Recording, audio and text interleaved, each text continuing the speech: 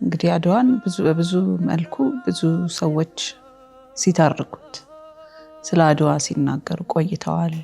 ብዙም እኛ ደግመን ለማስታወስ የምናነሳቸው ነጥቦች ናቸው የሚሆኑትና የተወሰኑትን ነገሮች ባነሳ በጣም ደስ የሚለኝ ከ1895 ወረኢሉ ላይ በፈረንጆች አቆጣጠር ተጠራውን ክተት ተከትሎ የሆኑትን ነገሮች ብናነሳቸው በጣም አስፈላጊ ይመስሉኛል።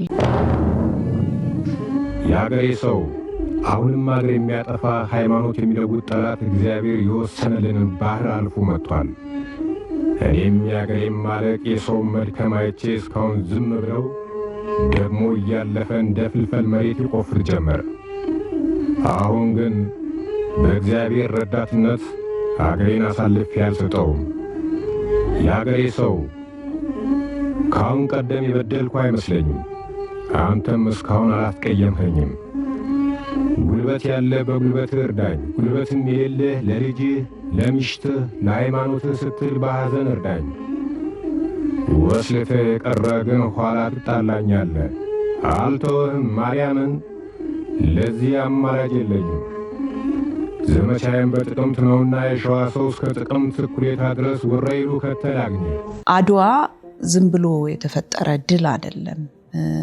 ጥቁር ህዝቦች ምን ያህል ለነፃነታቸውና ለማንነታቸው ቁርጠኛ እንደነበሩ ኢትዮጵያ በተለየ ስሜት ነበር የተነሳቸው። ምክንያቱም የተለያዩ እንቅስቃሴዎች ነበሩ። በቅኝ ግዛት ያሉ ሀገሮች በቅኝ ግዛት ውስጥ እንዲቆዩ የተራዘመ ጊዜን እንዲፈጅባቸው የሆኑ ብዙ ምክንያቶች ነበሯቸው። የኢትዮጵያ ግን ቁርጥ ያለ ነገር ነው። በቃ አድዋ እንዲፈጠር ያደረገው ያ እርምጃ እንዲወሰድ ያደረገው በፍጹም ያንን ነገር በምንም አይነት መንገድ ማስተናገድ አለመቻል ነው። ስለዚህ አድዋ የሚያሳየን ነገር ኢትዮጵያውያን ለነፃነታቸው፣ ለክብራቸው እና ለማንነታቸው አይደራደሩም፣ ጊዜ የማይሰጡም፣ ዝም ብለውም የሚያሳልፉት ነገር የለም አልነበረም።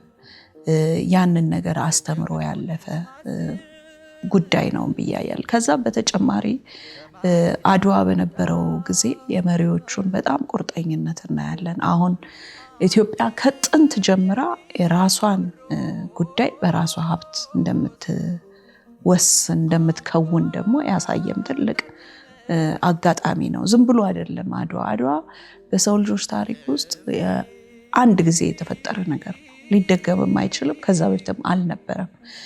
የሰው ልጅ ታሪክ ውስጥ ነጭ ቆዳ ያለው ጥቁር ቆዳ ባለው የተሸነፈበት ብቸኛ አጋጣሚ ነው። ይሄ ዝም ብሎ የጦርነት መሸነፍ ብቻ ሳይሆን በብዙ ነገር ነው ያሸነፍናቸው በሰዓቱ። ያኔ የዚህ የሳይንቲፊክ ሬሲዝም የተስፋፋበት ጊዜ ነበር የነበረው።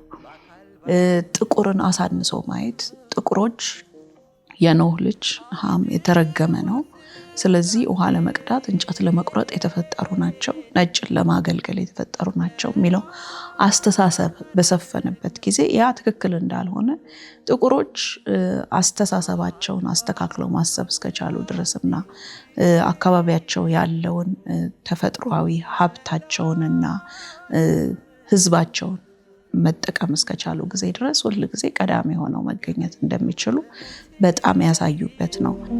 እምዬ ምኒልክ ጥራኝ የኔ አንበሳ።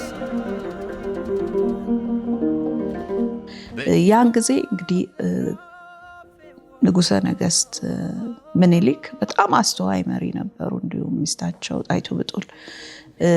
ይሄንን በምን ልናየው እንችላለን? ቀደም አድርገው ነበረ ዝግጅታቸውን የጀመሩት። ነገሩ ማይቀር ነገር እንደሆነ ሲያውቁ በጣም ብዙ ዝግጅቶችን አድርገዋል። ሀብት የሌላ ሀገር ሀብት በእርዳታ ቢቀበሉ እንደ ግብፅና እንደ ቱኒዚያ በእጅ አዙር ቀኝ ግዛት ውስጥ እንደሚያውቁ ያውቁ ነበር። ስለዚህ ያንን ላለማድረግ መሳሪያ እንኳን ዲል ሲያደርጉ ሚዲየተር አድርገው ጅቡቲ ላይ ባሉ አደራዳሪዎች ነበረ መሳሪያ ይገዙ የነበረው በዙር በእጅ ዙር የወረቀት ጥይት በጣም ያስፈልግ ነበር የዛን ጊዜ እና የኢትዮጵያ ጦር ከጣሊያን ጦር እኩል ከ10 እስከ 15 ጥይት በደቂቃ ውስጥ ይተኩስ ነበር። ያ የሆነበት ምክንያት የወረቀት ጥይትን ኢትዮጵያ ውስጥ ማምረት ተችሎ ነበር። የስዊዝ ባለሙያዎችን አምጥተው ፋብሪካውን ተክለው ኢትዮጵያ ውስጥ ያምርት እንዲደረግ አድርገው ነበር። ስለዚህ በሙሉ ሀገሪቱ ውስጥ ያለው ወታደር የሚጠቀም የነበረው ያንን ጥይት ነበርና ለመተኮስ ችግር አልገጠመውም ነበር። ሌላው የኢትዮጵያ ወታደር በጦርነት ጊዜ አይሰርቅም ነበር። መስረቅ አይችሉም። ወታደሩ ሰራዊቱ እንዳይሰርቅ በትክክል ማሳሰቢያ ተሰጥቶ ተገንዝቦ ሄዶ ከገበሬው ምግብ አይሰርቅም፣ ከብት አይሰርቅም፣ ሌላ ነገር አያደርግም። ይልቁን እሳቸው ከተጠርተው የሚያስፈልገውን ነገር ለድንኳኖች የሚያስፈልጉ ልብስ፣ ለዕቃ መያዣ የሚያስፈልግ ቆዳ፣ ለሰራዊቱ የሚያስፈልገው ምግብ ህዝቡ እንዲያሰባስብ ከዛ ውጭ ደግሞ ይገዙ ነበር።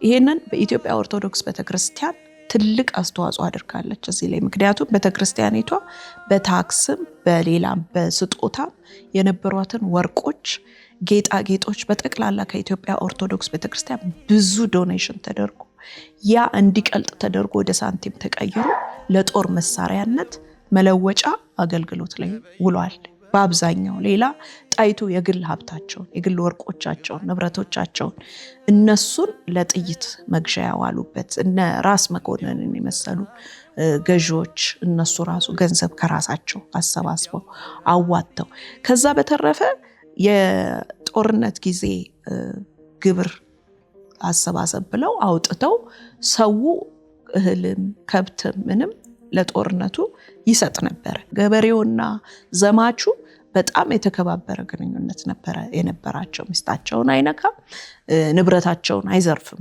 ጨዋ ወታደር ነበር የነበረውና የሚሄድበትን ዓላማ የሚያውቅ ነበር። በደም ታዋጋለ በአካል ባትነሳ ማህበረሰቡ የነበረው በራሱ ላይ የነበረው ክብርና በራስ ማንነት ላይ የነበረው አቋም በደንብ የተንጸባረቀበታል። ሌላው የምናየው አንድነት ዩኒቲ። ያ ማለት በደህናው ጊዜ ብዙ የሚጣሉ አገረ ገዢዎች ነበሩ። እርስ በርሳቸው የሚጣሉበትን ለምን ካንዳንድ ጊዜ አልገብርም የሚሉበትም ሁኔታ ነበር። ያንን ነገር መቋቋም ችለው ነበር፣ ማስገንዘብ ችለው ነበር። በዛን ጊዜ ስለ ሀገር ጉዳይ ስለሆነ ሁሉም አንድ ላይ መቆም ችለው ነበር። ዲፕሎማሲ ላይ ምን አድርገዋል እሳቸው? አውሮፓውያንም በአውሮፓውያን ላይ እንዲነሱ አድርገዋቸዋል። እነ ራሻን፣ እነ ስዊዝን፣ እንደ ሌሎቹ እንደ ኦቶማን ኤምፓየር ውስጥ የነበረውን አገዛዝ በሌላኛው አውሮፓውያን ላይ እንዲነሳ አድርገውታል። ሌላው የደህንነቱ መዋቅር ምን ያህል ጠንካራ ነበረ። ፕሮፓጋንዳ፣ የውሸት ፕሮፓጋንዳ በመስጠት ሌሎቹ ንጉሶች ወይ አስተዳዳሪዎች ከምኒልክ ጋር እንደተጣሉ ከጣሊያን ጋር እንደሚቆሙ ወሬ እያስወሩ ጣሊያን በዛ መንገድ አለውልህ እያሉ ከጀርባው እንዴት አድርገው እንደወጉት በብዙ አይነት ስራ የተሰራበት ነው። አድዋ ስላሴ ጠላት አረከሰው ገበየው በሞቴ ግባና ቀድሰው። ብዙ ሀገሮች ላይ የተራዘመውን የቀኝ ግዛት መንፈስ የነቀለ ነው። ያንን ስነ ልቦና ያባረረ ነው። ትልቅ ነዳጅ የሆነ ነው። ትንሽ ቀዝቅዞ የነበረውን ወይም ደግሞ መገዛትን ተቀብሎ የነበረውን ማህበረሰብ ቆስቁሶ ያስነሳ ትልቅ እንቅስቃሴ ነው። አድዋ ለጥቁር ህዝቦች ብዙ ነገር ማለት ነው። ጥቁር ማለት የዝቅተኝነት መገለጫ እንዳልሆነ ያስተማረ ነው። ጥቁር ስለሆነ ካሰበ ስትራቴጂካሊ ከተንቀሳቀሰ በዲፕሎማሲው ወደፊት መሄድ ከቻለ ምንም ጥቁርነት ማለት የቆዳ ለውጥ ነው እንጂ የአእምሮ መዛግ አይደለም፣ ወይም ደግሞ የዝቅተኝነትን ስሜት የሚፈጥር ነገር አይደለም። ጥቁር ወንድሞቻችን በተለይ በሌላው ዓለም የነበረው የፓን አፍሪካኒዝም እንቅስቃሴ እንደ እሳት እንዲቀጣጠል ነው ያደረገው። እነ W.E. Du Bois እነ ማርክስ ጋርቬይ ትልቅ ፊውል ነው የሆነላቸው። ከዛ በኋላ ይሄንንም የምናይበት የተደረጉ የዩኒቨርሳል ኔግሮ ሙቭመንትን ብናይ የነ ማርክስ ጋርቬይ ባክ ቱ አፍሪካ እንዳውም መጀመሪያውን ለሪፓትሪየት ለሚያደርጉ ጥቁሮች መሬት የሰጡት አፄ ምኒልክ ናቸው። 5 ሚሊዮን ሄክታር መሬት በኢትዮጵያ በደቡብ አካባቢ፣ በኬንያ በኖርዘርን አካባቢ፣ በስተሰሜን ኬንያ አካባቢ ቦታ በመስጠት ታንጀብል የሆነ ተጨባጭ ኢትዮጵያውያን ሁልጊዜ የሚጨበጥ ነገር ነው የምናደርገው። አይዲዮሎጂ ብቻ አይደለም እናራምደው፣ ወይ ሀሳብን ብቻ አይደለም፣ በእጅ የሚጨበጥ የሚቆጠር ነገር እያደረግን ነው ያሳየነው ያስተማርነው ሌላውን ዓለምና ለዚህም ለጥቁር ሕዝብ እንቅስቃሴ ቦታ በመስጠት ሀሳብ በመለገስ በ1900 ሄንሪ ሲልቨስተር ዊሊያም ለንደን ላይ የተጠራውን ስብሰባ ላይ ቀደም ብለው ፕሪሳሚቱ ላይ ቀዳማዊ ኃይለ ሥላሴ ምክር እንዲሰጡ የተጠየቁት በዚሁ ምክንያት ነው እና ለጥቁር ሕዝቦች ትልቅ መነቃቃትን የፈጠረ የመቻል ስሜትን ውስጣቸው ዳግም እንዲቀሰቀስ ያደረገ እግዚአብሔር የረገማቸው ሕዝቦች እንዳልሆኑ ያስረዳ። ምክንያቱም ሃይማኖቱ ሌላ መግቢያ ስለነበረ በሃይማኖት ሰበብ ብዙ ስራ ይሰራ ስለነበረ እሱንም ድጋሚ እንዲያስታውሱት ያደረገ ትልቅ አጋጣሚ ነው። የሴቶች መብት እንቅስቃሴ የተጀመረው በዚህ ምክንያት የተጠናከረው። ምክንያቱም ሴቶች መብታቸው መከበር አለባቸው። መማር አይችሉም፣ መስራት አይችሉም ምናምን። በሪቮሉሽን የተስተካከለ ነገር ብዙ ነገር አለ በኮንስቲትዩሽኑ ደረጃ በመንግስታቸው ላይ።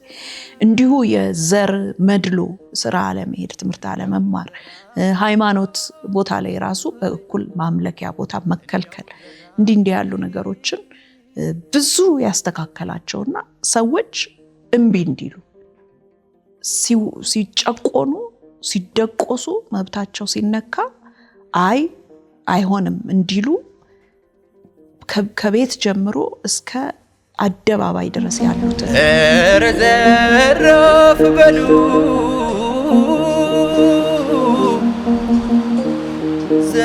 ዘራፍ ላፊ ሞቃ የጀግኖቹ ማስብ ከማር ይጣፍጣል። ኢትዮጵያ ቀደም ብላ ነው እንግዲህ ኮንትሪቢዩሽኗን የጀመረችው። በአድዋ የተጀመረው ነገር አልቆመም። በ1923 ዓመተ ምህረት ሊግ ኦፍ ኔሽን መስራች አባል ሆና ገብታለች። እንደ አገር ሪኮግናይዝ ተደርጋለች። በርሊን ኮንፈረንስ ላይ እንደ አገር እንድትገኝ ተደርጋለች። የሆነ የፈረንሳይ ወይ ቤልጅየም የግል ንብረት ሆና ወይ የእንግሊዝ ንብረት ሆና የሆነች አንድ ግለሰብ ወይ ደግሞ አንድ ተቋም ወይ ተቃዋሚ ወይ ምናምን ብላ አይደለም። እንደ ሀገር ሉዓላዊነት ያላት ሀገር ሆና እንደ መስራች በ1923 ሊግ ኦፍ ኔሽንን መስርታለች። ሌሎች አገራት ከኢትዮጵያ ጋር ወዳጅነትን መፍጠር የሚፈልጉባት ሀገር ነበረች። አሁን እንደ ዩናይትድ ሶቪየት ዩኒየን፣ ኢቨን አሜሪካ ራሷ፣ ራሽያ እንዲህ ያሉ ሀገሮች ከኢትዮጵያ ጋር እንደ ሀገር የተቆጠረች አገር ወዳጅነትን አድርገው በመከባበርና በመተሳሰብ ላይ የተመሰረተ ግንኙነትን መፍጠር የቻለች ሀገር ነበረች።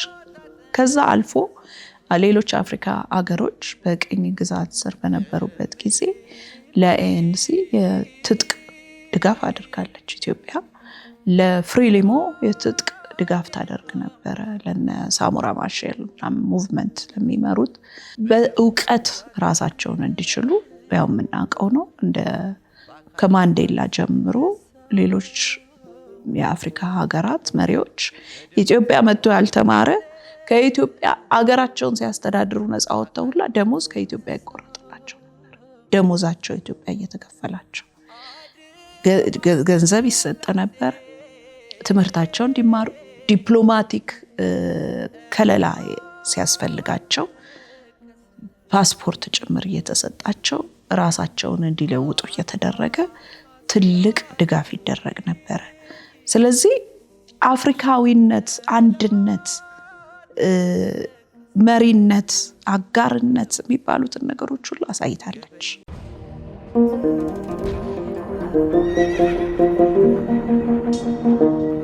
የትውልድ መጀመሪያ ኢትዮጵያን ማወቅ አለበት። የኢትዮጵያዊነትን ውሃ ልክ መገንዘብ አለበት። ኢትዮጵያዊ ማለት ዝም ብሎ ህዝብ አይደለም፣ ዝም ብሎ ማንነት አይደለም። አሁን ያለው ትውልድ ቲክቶክ የሚቀርጸው ትውልድ ሆኗል። ምናልባት ቲክቶካችንን ከፍተን እኮ የሆነ ሰው ጥፍሩን ቀለም እየተቀባ ይሆናል የሚያሳየው። ጥፍር መቀባት ምንም በዛ ጋር የሚያሳየው ነገር የለም። ይሄን ሁላ ያመጣው ምንድነው? ማንነትን አለማወቅ ነው። ቅኝ አንገዛም ብለው ዓለምን ያስተማሩ ያ ሁሉ ልዕልና፣ ያ ሁሉ የመሪነት ጥግ ጥበብ፣ ያ ሁሉ ህዝብን የማዋሃድ ነገር ጠፍቶ እንዴት ነው እንደዛ ልንሆን የቻልነው? ዛሬም የኢትዮጵያ ትልቅነት የሚያስፈራቸው ኢትዮጵያውያን፣ እነዛ አዋቂ ኢትዮጵያውያን ወጥተው የማይለፈልፉት ለግጭት ለጩኸት በየዩቲዩቡ ሄደው ተጋደሉ የማይሉት ኢትዮጵያውያን አሉ። ያንን ስራ ለመስራት ግን ሁሉም ተባብሮ መስራት፣ ሲቪል ሶሳይቲዎች መንቀሳቀስ አለባቸው። እጅና እግራቸውን አጣምረው ዝም ብሎ ፖለቲካ ብቻ ምን ይጠቅማል? ምንም አይጠቅም። ፖለቲካውን ለፖለቲከኞች መተው፣ ሌላውን ስራ ደግሞ የሚሰራው ሰው የታሪክ ባለሙያው ወጥቶ ታሪኬ እንደዚህ ነው ብሎ ማስተማር፣ የጽሁፍ የደራሲያን በደራሲነታቸው ሁሉም ነገር በልኩ መቀመጥ አለበት። ኢትዮጵያዊነት የሚፈለግ ማንነት ነው። የሚደነቅ ማንነት፣ ክብር ያለው ማንነት። ኢትዮጵያ ስታቃት ኢትዮጵያዊ አለመሆን የሚቆጭ ነገር ነው። ስለዚህ ልጆቻችን፣ ወጣቶቻችን ይሄንን ማወቅ አለባቸው። በዚህ ልክ መንቀሳቀስ አለባቸው። የጀግኖቹ ማስብ ከማር ይጣፍጣል። የጀግኖቹ ማስብ ከማር ይጣፍጣል።